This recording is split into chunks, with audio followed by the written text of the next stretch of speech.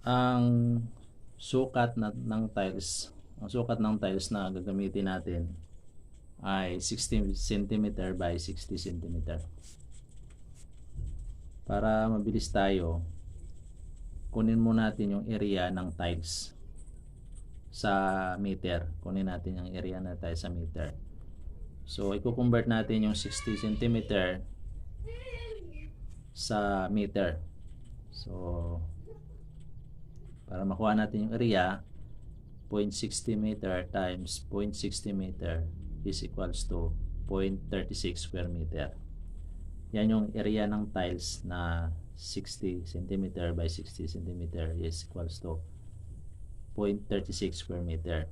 So, yun yung area niya.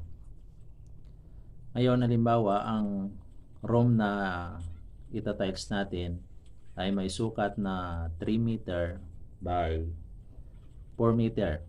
3 meter by 4 meter. So, kunin natin yung area ng room na ito. Ganon din ang gagawin natin. Ito times lang natin yung lapad at saka yung haba. So, 3 meter times 4 meter is equal to 12 square meter.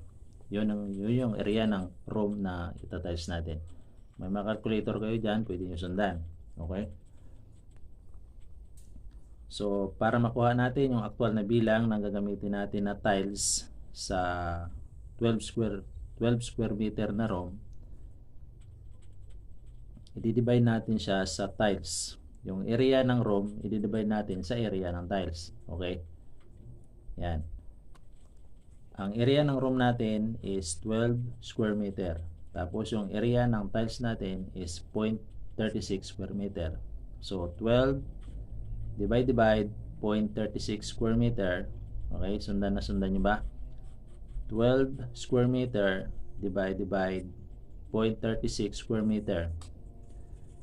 May calculator kayo dyan, pwede nyo sundan.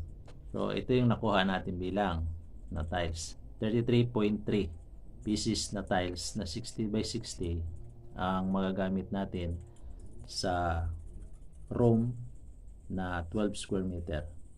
O gawin na natin yung 34 kasi hindi na naman tayo makabili ng biyak na tiles 33.3, 34 pieces na 60 by 60 na tiles ang magagamit natin sa area ng room na 12 square meter. Okay, madali lang yan.